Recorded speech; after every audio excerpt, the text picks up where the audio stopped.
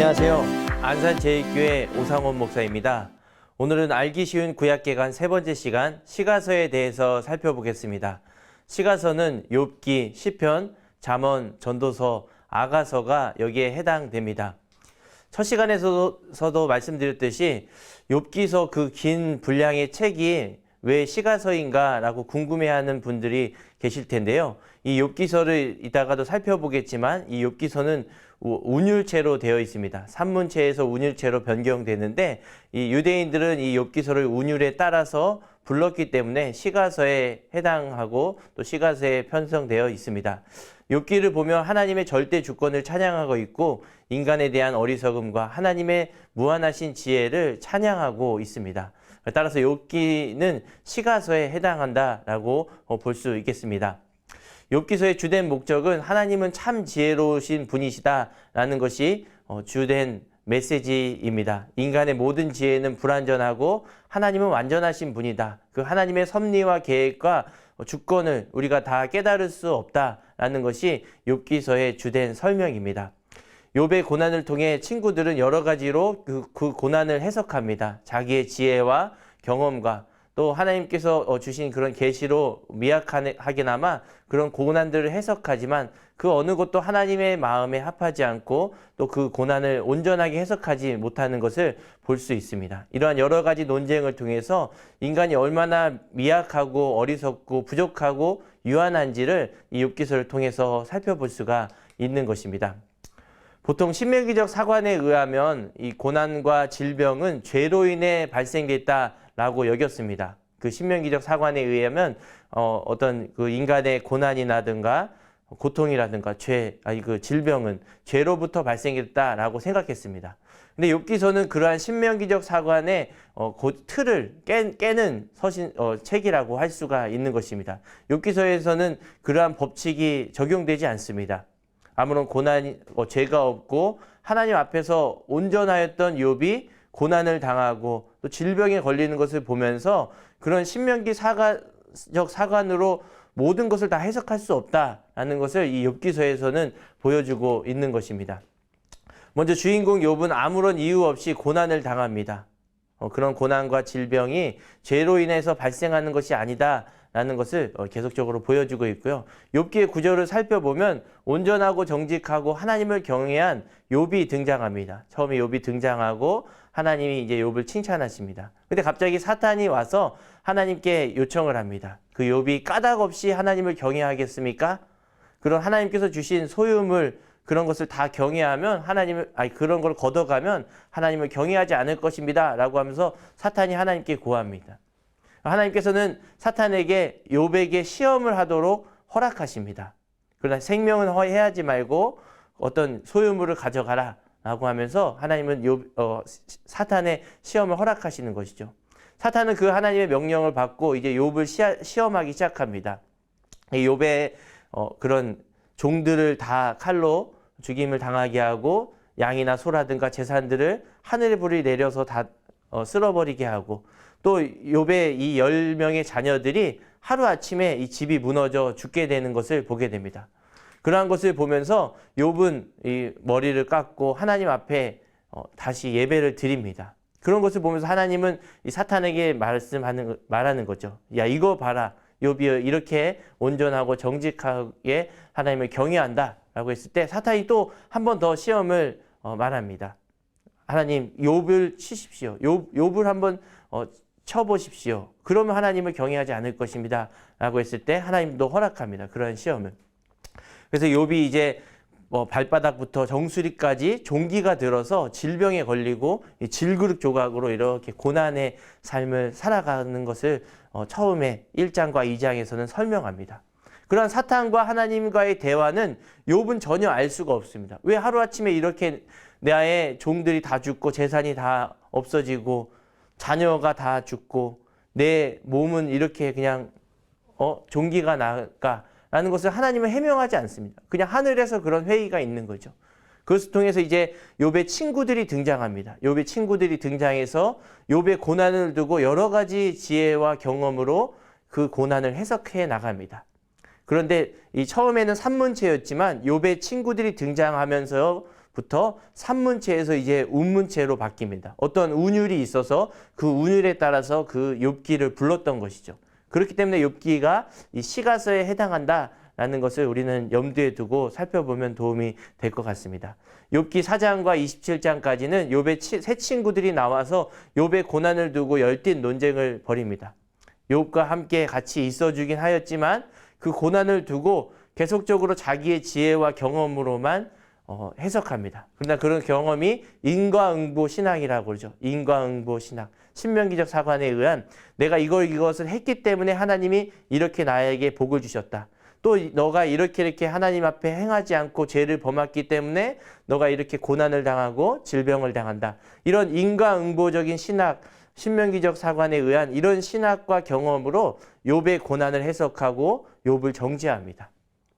고난 당한 자를 같이 함께 울어주고 또 이렇게 동정하면서 긍휼히 여기는 마음으로 기도해 주는 것이 아니라 욥의 세 친구들은 이 욥을 고난을 두고 그 질병뿐만 아니라 그의 죄까지 지적하면서 정죄하게 되는 것입니다. 심지어 욥까지도 마찬가지입니다. 욥도 인과응보 신학으로 그것이 기반되어서 하나님 앞에 이렇게 항의합니다. 불평합니다. 하나님, 나는 이렇게 죄가 없고 하나님 앞에 언제나 어떤 흠이 없는 자로서 살아왔는데 왜 나에게 이런 걸 주십니까? 라고 하며 인과응보적인 신앙이 전제되어서 그것을 바탕으로 욥도 하나님 앞에 원망하고 또 불평하는 것을 보게 됩니다. 하나님은 불공평하십니다. 라고 항변하는 것이죠. 그래서 우리 오늘날 살아갈 때에도 어떤 고난 당하는 자, 질병이 있는 사람을 볼 때에 꼭 우리가 이런 죄로부터 생긴 것이 아니다라는 사실을 염두에 두면서 그런 사람들을 위해 기도하고 또 긍휼히 여기고 동정의 마음을 갖는 것이 필요하다고 할 수 있습니다. 자기의 유한한 지식과 경험과 신학으로 바탕으로 함부로 다른 사람의 어떤 죄를 정죄해서는 안 된다는 것이죠. 죄로 인해서 고난과 질병이 있을 수도 있지만 그렇게 하지 않을 수도 있다는 것을 이 욥기서에서는 보여주고 있습니다. 이 세 친구들과 욥은 공통적으로 자신의 지혜가 뛰어나다는 것을 과시했습니다. 자기의 경험으로, 내 지식으로, 내 신학으로 볼 때에는 너의 현상은 이렇다라고 하며 진단했습니다. 그리고 상대방의 지혜를 낮게 여기고 그들보다 내가 우월하다라고 하면서 이 논쟁을 통해서 계속적으로 나의 어떤 지혜의 우월감을 드러내는 것을 보여주고 있는데, 전체적으로 봤을 때 욥기는 이 인간의 지혜의 우월함을 드러내는 것이 얼마나 하나님 앞에 어리석은 것인가라는 것을 이 욥기서 전체를 통해서 살펴볼 수가 있습니다. 그리고 32장부터 37장까지는 이제 새 친구들이 아닌 나이가 어린 엘리후라는 사람이 등장합니다. 그도 나이가 어리지만 또 인과응보 신학에 의해서 욥의 고난을 진단하고 또 정죄하는 것을 볼 수 있습니다. 다른 사람들은 이 세 친구는 지식과 경험에 의존해서 욥의 고난을 해석했다라면 이 엘리후라는 사람은 하나님의 영이 나에게 감동을 주었다라고 해서 하나님의 영으로부터 왔다라고 주장하면서 욥의 고난을 해석합니다. 그런데 그럼에도 불구하고 그도 역시 하나님의 지혜 앞에서는 올바르게 진단하지 못한다라는 것을 이 32장부터 37장까지는 보여주고 있습니다. 그리고 마지막 38장부터 42장까지는 이제 욥이 하나님의 등장하시고 욥의 회개로 말미암아 이 이야기가 끝나는 것을 보게 됩니다. 근데 하나님은 욥에게 나타나셔서 내가 이래 해가지고 너를 시험했다. 너를 시험한 것이 이것 때문이다. 사탄과 나의 이런 계획들이 있었다라고 하면서 하나님은 욥에게 해명해 주시지 않습니다. 어떤 해명도 없고 왜 고난을 당했는지 하나님은 항변하시지 않고 그냥 하나님의 지혜와 능력을 드러내십니다.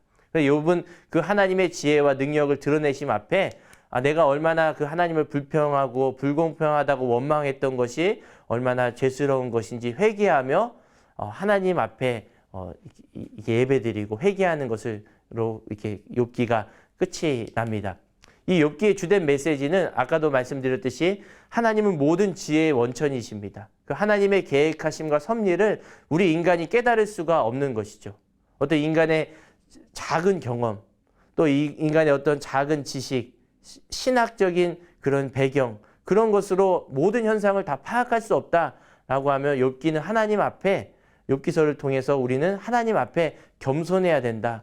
언제나 우리는 부족하고 연약하다. 하나님이 보여주신 것만 우리가 알 수 있는 존재다라는 것은 이 욥기서에서 말씀해주고 있습니다. 또 이 모든 지혜의 원천이신 하나님을 이제 신약에 와서는 모든 하나님의 지혜이고 하나님의 능력이신 예수 그리스도를 예표하는 것으로 우리 욥기를 바라볼 수가 있습니다. 예수님은 십자가에서 인간이 도저히 생각할 수도 없는, 계획할 수도 없는 일들을 우리 십자가에서 하나님은 구원 사역을 이루어 주셨습니다. 이 십자가의 복음으로 말미암아 하나님의 놀라운 지혜와 능력이 이 온 세상 가운데 지금도 선포되고 있는 것입니다. 내가 미련한 자를 지혜롭게 하며 약한 자를 강하게 하는 그 놀라운 십자가의 복음이 오늘도 하나님의 지혜와 능력으로 이렇게 충만하게 드러난다는 것을 볼 수 있는 것이죠. 우리는 마찬가지입니다. 오늘날 우리나라뿐만 아니라 온 세계가 코로나 바이러스로 인해서 고통 가운데 있습니다. 그러나 우리의 어떤 지식과 경험 또 어떤 신학적인 배경으로 이런 현상을 해석할 수가 없습니다. 어떤 것이 다 올바르다라고 할 수 없는 것이죠. 그냥 그렇게 되지 않을까라는 추측으로 우리가 회개하며 우리의 죄 때문인가 또 하나님께서 이렇게 우리 교회에 대한 부패와 부정부패 이런 것들을 우리가 정화하도록 이런 것을 주셨나라고 추측하고 또 그것을 가지고 기도할 뿐이지 단정 지을 수는 없습니다. 하나님의 섭리와 계획은 인간이 다 알 수가 없는 것이죠. 그럼에도 불구하고 이런 모든 현상들을 하나님은 섭리하시고 계획하고 계신다는 것을 이 욥기서를 통해서 살펴보시고 또 이 어려운 상황 가운데 기도하시며 하나님께 지혜를 구하며 나아가시는 모든 분들 되시기 바랍니다. 우리 두 번째는 시편에 대해서 살펴보겠습니다. 시편은 총 150편으로 되어 있습니다. 거의 한 1000년 정도 수집되어서 편찬된 책으로 우리가 보통 알고 있습니다. 다윗의 시가 주로 이루고요. 다양한 시와 또 노래들이 이렇게 오랜 시간에 걸쳐서 수집하고 또 이렇게 편찬되는 것을 우리 시편을 통해서 볼 수 있습니다. 시편은 5권으로 되어 있습니다. 1편부터 41편까지는 1권에 해당하고 또 42편부터 72편까지는 2권, 73편부터 89편까지는 3권, 90편부터 106편까지는 4권, 107편부터 150편까지는 5권 이렇게 나누어져 있습니다. 여러분이 보시는 성경에도 그렇게 나누어져 있는 것을 볼 수 있습니다. 이 시편이 5권으로 구성된 이유가 있습니다. 이렇게 나눈 이유는 모세오경을 지난번에도 살펴봤듯이 모세오경 총 5권이었습니다. 창세기, 출애굽기, 레위기, 민수기, 신명기. 하나님 이게 구약 성경의 가장 중요한 것으로 유대인들은 여겨서 이게 토라라고 해서 이것을 가장 중요하게 여겼습니다. 그와 마찬가지로 시편도 5권으로 나누어서 이 토라와 같이 하나님의 권위가 있는 책이다라는 것을 보여주고자 이렇게 편집했다라고 주석가들은 해석하고 있습니다. 모세오경과 같이 시편은 또 하나님의 정말로 권위 있는 책이다라고 볼 수 있는 것이죠. 시편의 1편과 2편은 표제가 없습니다. 이 두 시편에 표제가 없는데 시편의 서문 역할을 하고 1편에는 율법에 대해서 말씀합니다. 복 있는 사람은 이렇게 행할 것이다. 지혜의 시편이죠. 2편은 메시아에 대해서 소개합니다. 왕에 대한 시편이고. 그리고 마지막 편인 146편에서 150편까지는 여호와를 찬양하라 라는 그 구절인 할렐루야로 계속 시작하면서 하는 시편입니다. 할렐루야가 계속 등장하고 마지막에는 이제 찬양으로 이 시편을 마무리 짓는 것으로 우리가 살펴볼 수 있습니다. 150편에서는 이 찬양의 최고조가 등장하고 있죠. 시편의 앞부분은 대부분 탄원시입니다. 이 고통 가운데 있을 때, 고난 가운데 있을 때, 또 다윗의 그 여정 가운데 많은 고난이 있었지만 그 가운데 하나님을 찬양했던 그런 다윗의 시들이 많이 있습니다. 그리고 뒤로 갈수록 이제 하나님을 찬양하는 창조주 하나님, 구원하신 하나님을 찬양하는 찬양시로 되어 있습니다. 처음에는 탄원시로 시작했다가 점점 이제 찬양으로 마무리하는 것을 보게 됩니다. 우리 인생도 마찬가지인 거죠. 우리가 고난 가운데 있을 때, 또 우리가 정말 힘들 때 이 시편을 통해서 읽으면서 기도하면서 나아갈 때 하나님께서 응답하시고 또 이제 감사와 찬양으로 마무리 짓는 이런 시편의 여정들이 아마 우리의 그런 기도와 기도 응답의 그런 과정과 유사하다고 볼 수 있습니다.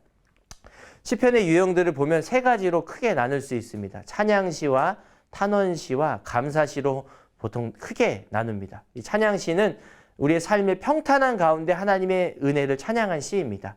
기쁨을 노래하고 우리가 평안하고 일상에서 우리가 알건 알지 못하건 간에 하나님의 은혜가 충만하다라는 것을 기쁨으로 노래한 시가 찬양시입니다. 우리 성도님들도 어떤 나에게 좋은 일만 일어났을 때 감사하는 것이 아니라 일상 중에 우리가 평안히 눕고 자는 것이 하나님의 은혜이다. 우리가 앉고 일어섬을 다 아시는 하나님이다. 이런 일상 중에 찬양하고 기쁨으로 노래하는 것이 바로 찬양시에 해당합니다. 두 번째는 탄원시입니다. 탄원시는 이 고난 가운데 있을 때, 고통 가운데 있을 때 그 고통을 하나님께서 들어주시고 나와 함께 하시고 이것을 이기게 해달라는 그런 정말로 지옥이 내려가는 것 같은, 스올에 내려가는 것 같은 그 고통을 하나님께 아뢰며 긍휼을 구하는 그런 시편이 탄원시입니다. 그런 탄원시에서는 저 원수를 정말로 우리 하나님께서 징벌해 달라라는 그런 시도 있고요. 또 하나님은 공의의 하나님이니 나의 죄 없음을 보시고 이곳 가운데 하나님 역사해 달라라는 그런 구원에 대한 그런 것으로 노래하고 있습니다. 그런 탄원시를 바탕으로 이제 세 번째는 감사시입니다. 그 하나님께서 그런 탄원을 듣고 그런 부르짖음을 듣고 하나님께서는 살아계시기 때문에 그의 기도에 응답하시는 거죠. 그 응답을 통하여서 이제 그 고난의 때를 넘으니 돌아봤을 때 하나님이 나와 함께 하셨구나. 나의 기도를 들으셨구나. 라는 것을 보면서 또 삶에서 감사로 마무리하고 감사로 송축하는 것이 바로 감사시입니다.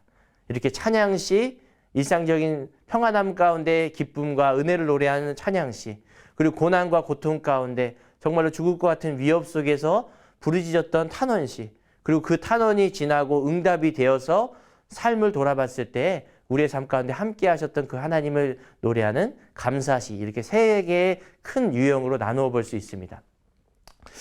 그런데 이러한 세 개의 큰 유형뿐만 아니라 두 개의 좀 특별한 소수의 유형도 있습니다. 지혜시가 있고요. 또 제왕시가 있습니다. 이 지혜시는 의인과 악인을 구별하여서 의로운 자는 이렇다, 악인은 이렇다, 또 의인은 이렇다, 악인은 이렇다 라고 하면서 지금 이 시편을 노래하는 당신은 의인인가 악인인가 라고 한번 판단해 보고 의인이 되어라, 의인의 삶을 살아가라 라고 하면서 이런 지혜를 노래한 시편입니다. 대표적으로는 시편 1편이나 또 가장 긴 시편인 시편 119편을 보면 이런 의인과 악인의 대조가 잘 나타나 있습니다. 그리고 또 두 번째로는 이제 제왕시인데 왕을 찬양하는 거죠. 왕의 위엄을 찬양하고. 그래서 인간적으로 봤을 때는 정말로 세상적인 왕을 나타낼 수도 있고 또 더 멀리는 그 왕 대신 하나님을 의미할 수가 있는 시편입니다. 왕시.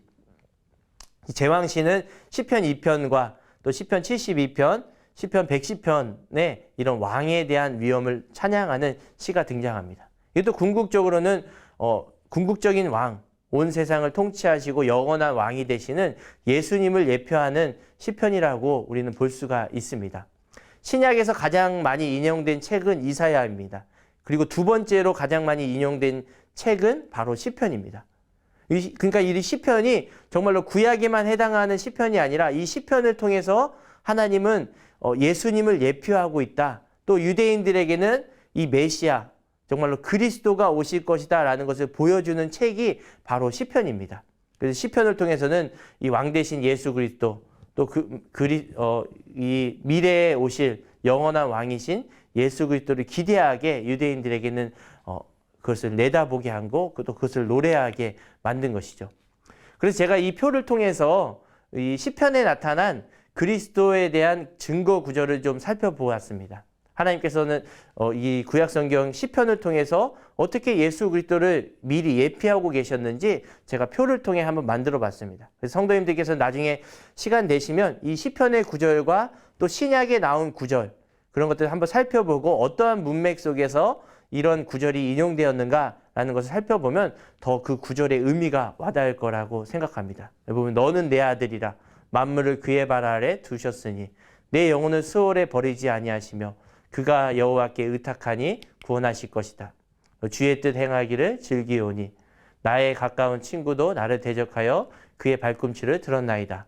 주의 보좌는 영원하며 주의 집을 위하는 열성이 나를 삼키고 또 멜기세덱의 서열을 따라 영원한 제사장이라. 건축자의 버린 돌 여호와의 이름으로 오시는 자가 복이 있으며. 이 외에도 많습니다.